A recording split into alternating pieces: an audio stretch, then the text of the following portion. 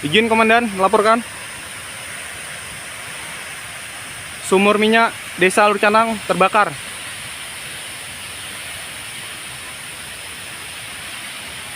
Luas wilayah yang terbakar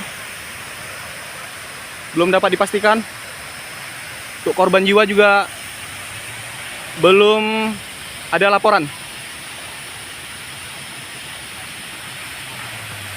Kejadian pukul 8.15